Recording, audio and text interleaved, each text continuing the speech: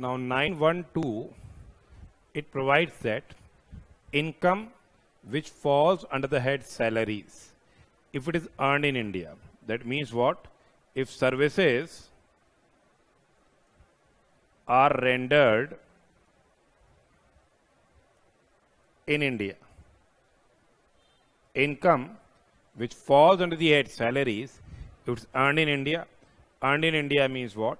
Services are rendered in India. So Mr. X is a non-resident and is a technician.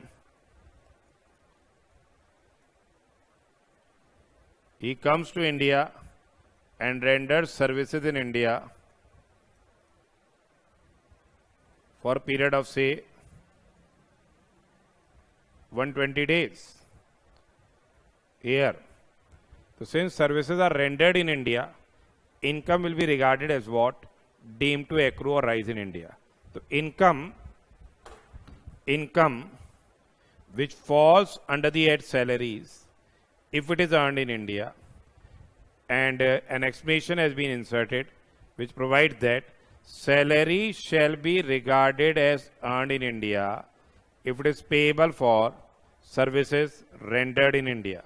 Salary, the same shall be regarded as earned in India if it is payable for services rendered in India. Besides this, salary for the rest period or leave period, salary for the rest period or leave period which is preceded by and succeeded by the services rendered in India and which forms the part of service contract of the employment will also be regarded as what? Earned in India. So income basically which falls under the head salaries, if it is earned in India, will be regarded as what? Deemed to accrue or rise in India. And here, if you are given, say you are a tenure employment period is say 4 months, in which you are given say 20 days leave, that 20 days leave salary will also be what? Accrue or rise in India if it is forming part of service contract of employment, and the rest period or leave period may precede or may succeed by the services which have been rendered in India. The next one is 913. 913 is dealing with what? Income from salaries. Income from salaries. They are payable by the government. It is payable by the government to Indian citizen.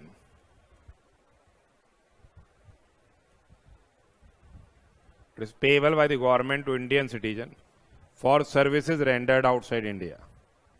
For services rendered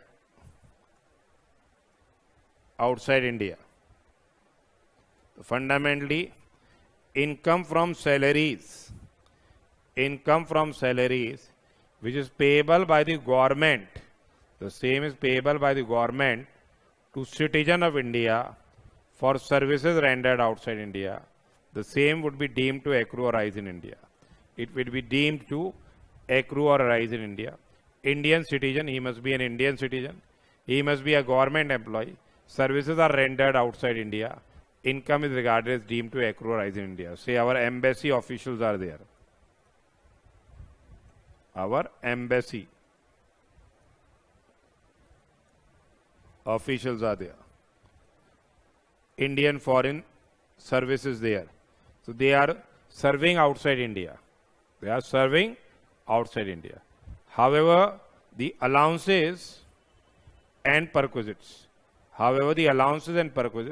which are paid or allowed outside India by government to an Indian citizen for services rendered outside India is exempt from tax by virtue of section 10(7). So whatever allowances and perquisites are there, which are paid or allowed outside India by government of India, by the government to that Indian citizen, that will be exempt. So allowances and perquisites to Indian citizen He is a government employee. He is a government employee. Services are rendered outside India.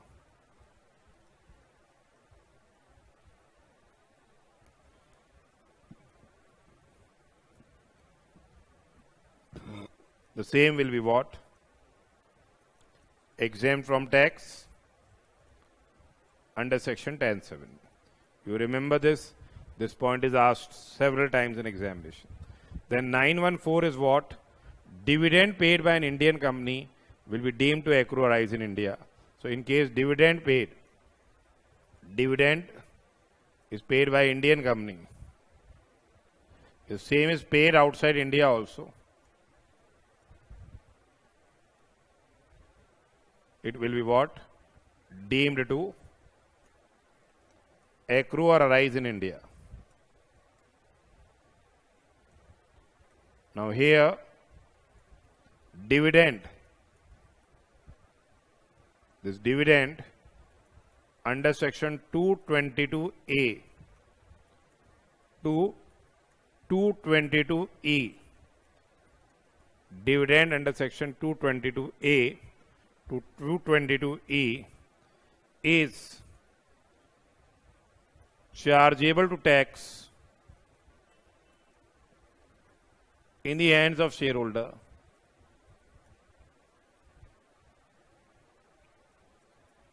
from assessment year 21-22.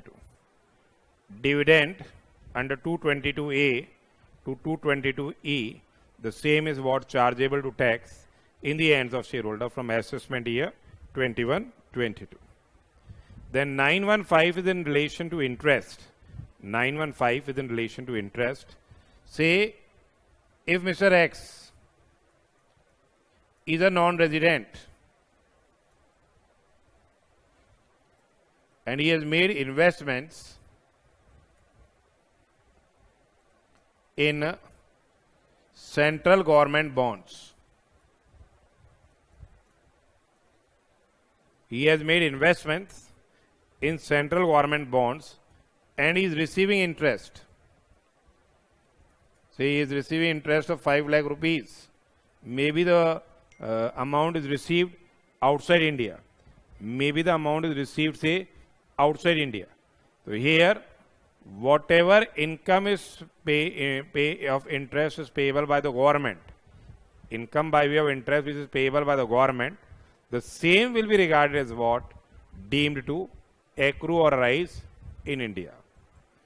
So here, if government issues any sort of bonds and pays interest on the same, so income in hands of recipient will be deemed to accrue or rise in India. So income by way of interest payable by the government, the same will be deemed to accrue or rise in India. If a resident has made a borrowing, say Mr. X is a resident, he borrows from Mr. Y, a NR, and pays him interest of say 50,000 rupees. Now, if this money is utilized for the purpose of business or profession carried on by such resident outside India or earning any source of income outside India, then that interest income will not be deemed to what? Accrue or rise in India. In all other cases, the interest income will be deemed to accrue or rise in India. So here, a person who is a resident, except where the interest is payable in respect of any debt incurred or money is borrowed and used for the purpose of business or profession carried on by such person outside India. Here it is an exception. Whenever resident is borrowing and paying interest, that will be accrue or rise in India. But in these cases, when the money is utilized for the purpose of business or profession carried on by such person outside India or earning any source of income outside India, in that case, you know that interest income will not be deemed to accrue or arise in India. That interest income will not be deemed to accrue or rise in India. Then we have what? If a non-resident has borrowed the money, if a non-resident has borrowed the money, then in that particular circumstance, in case a non-resident has borrowed the money, then in that particular circumstance, what happens is, whatever interest is payable in respect of debt incurred or money is borrowed and used for the purpose of business or profession in India, then in the hands of the recipient, the interest income will be regarded as deemed to accrue or arise in India. So if a non-resident has borrowed the money, then interest is payable in respect of debt incurred or money is borrowed and used for the purpose of business or profession in India. In hands of the recipient, that interest income will be regarded as what? Deemed to accrue or arise in India. The next one is 916. 916 is in respect of royalty. It is just replica of what that interest is. If royalty is payable by the government, then in that particular circumstance, in hands of recipient, the royalty income will be what? Deemed to accrue or rise in India. So income by way of royalty which is payable by the government, in hands of the recipient, the income will be deemed to accrue or rise in India. Say, government of India has acquired any rights from a non-resident and is paying royalty. Then in that particular circumstance, in hands of the non-resident, the royalties who received will be deemed to accrue or rise in India. Then the second one is by a person who is a resident. A person who is a resident, except where the royalty is payable in respect of any right, property or information used. Except where the royalty is payable in respect of the right, property or information used or services utilized for business or profession carried on by such person outside India or for the purpose of earning or making any source of income outside India. It's word by word same. Instead of interest, we are using the term royalty, and the royalty is in respect of right, property or information. Interest was in respect of monies borrowed or debt incurred. So here the royalty is payable in respect of right, property or information used or services utilized for the purpose of business or profession carried on by such person outside India or for the purpose of making or earning any income from any source outside India. And the third one is, if the same is payable by a non-resident, then here the royalty is payable in respect of right, property or information used or services which have been utilized for the purpose of business or profession carried on by such person in India or for the purpose of making or earning any source of income in India. So they are non-resident. Here royalty is payable in respect of right, property or information used or services utilized for the purpose of business or profession carried on by such person in India or for the purpose of earning or making any source of income in India. Similarly, we have fees for technical services also. We have what? Fees for technical services. But before we discuss fees for technical services, the expression royalty has been given. What expression royalty is being there. So here royalty basically means royalty. What it means, that has been provided in this definition. So royalty means consideration. Royalty basically means any consideration, including the lump sum consideration, but it will not include what? The consideration which is chargeable to tax in the hands of recipient under that capital gains. So why this royalty is payable? Royalty is a consideration for transfer of all or any rights, including say granting of license in respect of any patent, invention, design, model, secret formula, process, trademark. So I am say doing an invention and patent has been made in my name and I am transferring the rights, all or any rights, or I am granting license in relation to the same and receiving royalty. That is covered under the ambit of royalty. Then use or right to use any industrial information or commercial or scientific equipment. So any use or any right to use any industrial, commercial or scientific equipment. But it will not include the amounts which have been referred under 44BB, that is machines given on hire for mineral oil exploration.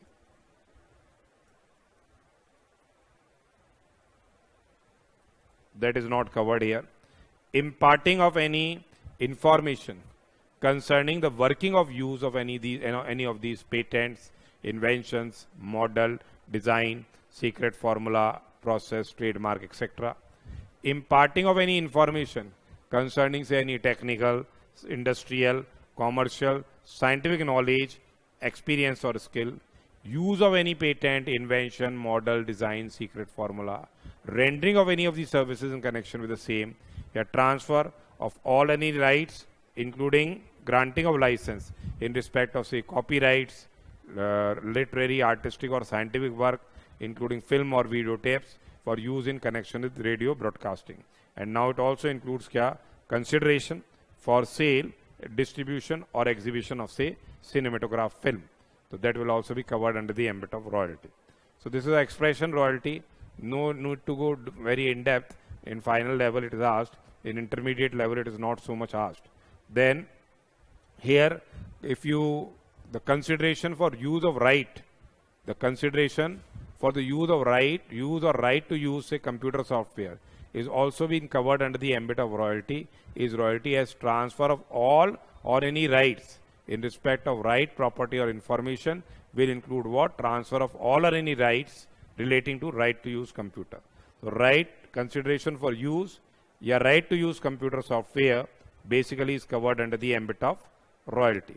Similarly, here the royalty includes consideration in respect of any right, property or information, whether or not that right, property or information is in possession or control of the payer, and whether the right, property or information is used directly by the payer, and whether the location of such right, property or information is in India or not.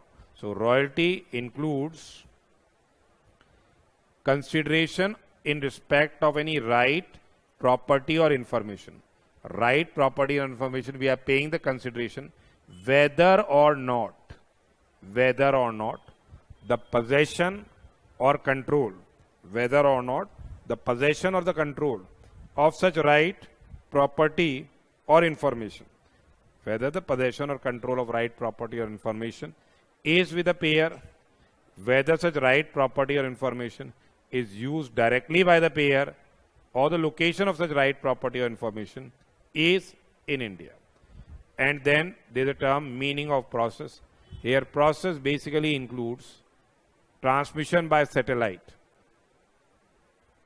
It's a transmission by satellite or cable or optical fiber or other similar technology, whether or not such process is secret. So for process also we are paying the royalty. So here if process is including what? Transmission by satellite, including uplinking, amplification, conversion or downlinking of any signal, cable, optic fiber or by any other similar technology, whether or not such process is secret. Now one question is there which we'll be discussing. Then we'll be discussing the remaining part, fees for technical services, as well as what? The 918, though that we'll be discussing in this, and then we'll be going for the practical questions. So here one question is there. Mr. Soham, an Indian citizen, left India on 24/2018 for the first time to set up a software firm in Singapore. On 10/4/2020, he entered into an agreement with LK Limited, an Indian company, for transfer of technical documents and designs to set up an automobile factory in Faridabad. Now say he reached India along with his team to render the requisite services on 15/5/2020 and was able to complete the assignment on 20th of August 2020. Then he again left Singapore on 21st of August and he charged 50 lakhs for services from LK Limited. Now they are asking, you are required to determine the residential status of Mr. Soham for assessment year 21-22 and explain as to the taxability of what? The fees charged. Taxability of the fees charged from LK Limited as per the Income Tax Act. Now we have to determine the residential status. In this case, Mr. Soham is in India for a period of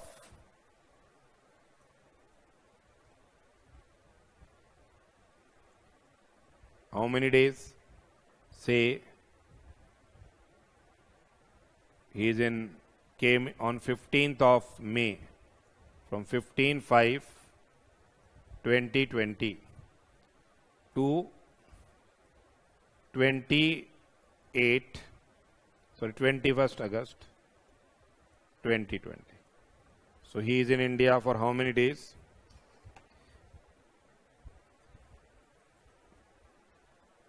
May, 31 days are there in May, minus 14, 17 days for May. June, for June, he is in India for 30 days. July, 31 days, and August, 21 days. He is in India for 99 days. In case of an Indian citizen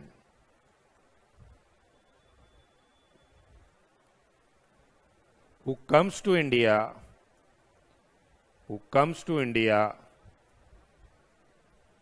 for the purpose of visit to India,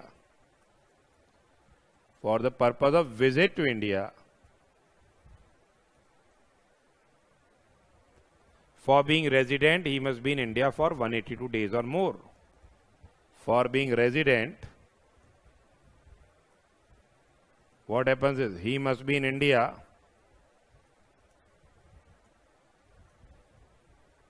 for 182 days or more. He must be in India for a period of 182 days or more. Now, in this case, since Mr. Soham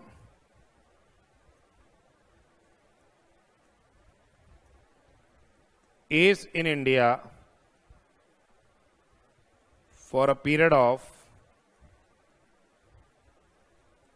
how many days? 99 days only.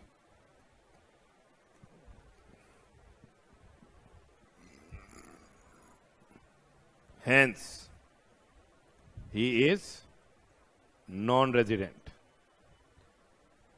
The first one is this. Now, what they are saying is, now he set up a software firm in Singapore. Now, he entered into an agreement with LK Limited, an Indian company. Soham has entered into an agreement with LK Limited. It's an Indian company. And he will be transferring the technical documents and designs for setup of an automobile factory in Faridabad. So they will be setting up a factory in Faridabad, and he is transferring these, technical documents and designs. And he charged 50 lakhs for services which have been rendered in India. So in this case, Mr. Soham has received rupees 50 lakhs as royalty from LK Limited, Indian company, resident in India, who has used these technical documents,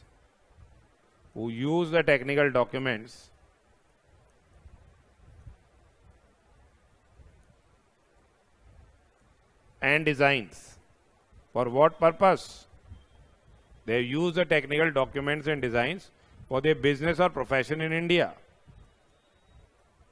For business and profession in India.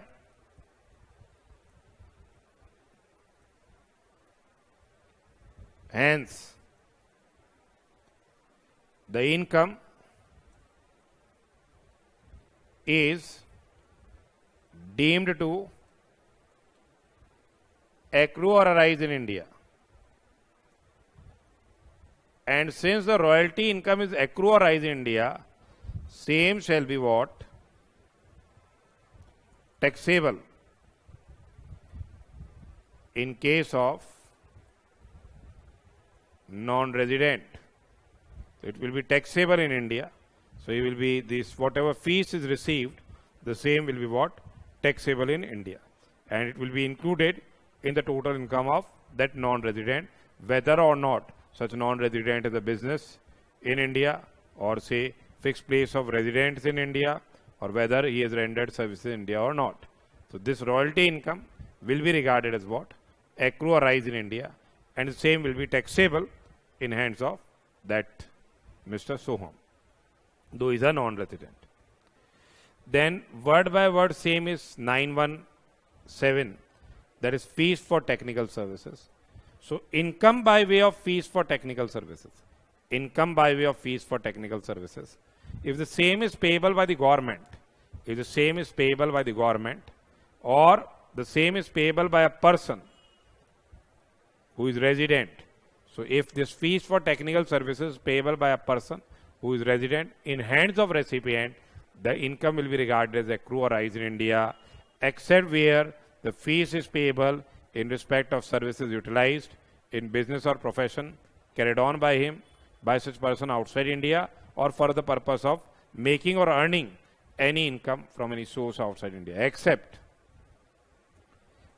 where the fees is payable in respect of services which are utilized in a business or profession carried on by such person outside India, or for the purpose of making or earning any source of income outside India. Similarly, if a person is a non-resident, then he has, used the services for the purpose of business or profession in India, or earning any source of income in India. He has used those services for the purpose of business or profession in India, or earning any source of income in India. In that case, this fees for technical services income will be regarded as what? Accrue or rise in India in hands of the recipient. And here, fees for technical services means any consideration, including any lump sum consideration, for rendering of any managerial services, technical services, or consultancy services, including provision of services of technical or other personnel, including what? Providing the services of technical or other personnel. And here, consideration for any construction, assembly, mining or like project which is undertaken by the recipient. Consideration for construction, assembly or mining or light project which has been undertaken by the recipient, or consideration which would be the income of the recipient under the 8 salaries, the same won't be covered under the ambit of what?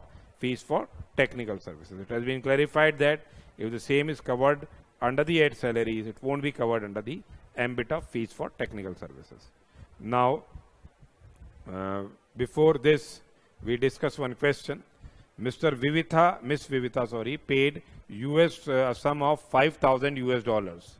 $5,000, the same has been paid to Kulu Sekhra, a management consultant practicing in Colombo. Kula Sekhra, he is a management consultant practicing in Colombo. He is a non-resident basically. The payment was made in Colombo. Payment is made in Colombo.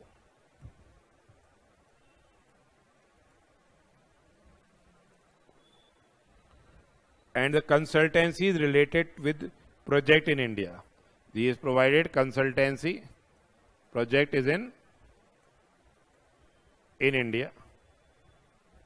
And this project is with Ceylonese collaboration. Is the payment chargeable to tax in India in hands of Mr. Kulu Sekhra, since the services were used in India? Now, basically, this, this is fees for technical services. Same is payable by resident, and the services are used for the purpose of business or profession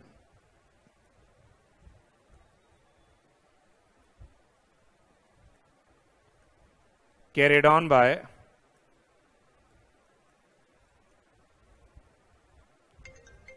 Vivitha.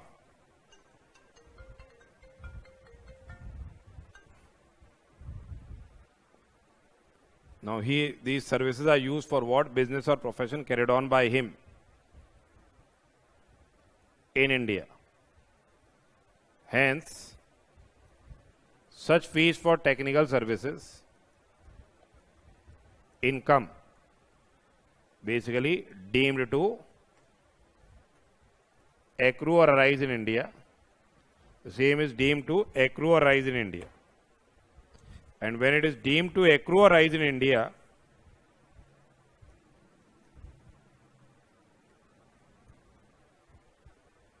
it will be what? Taxable in hands of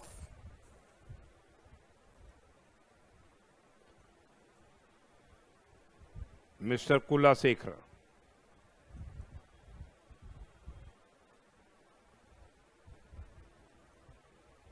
Same will be taxable in hands of Mr. Kulasekara.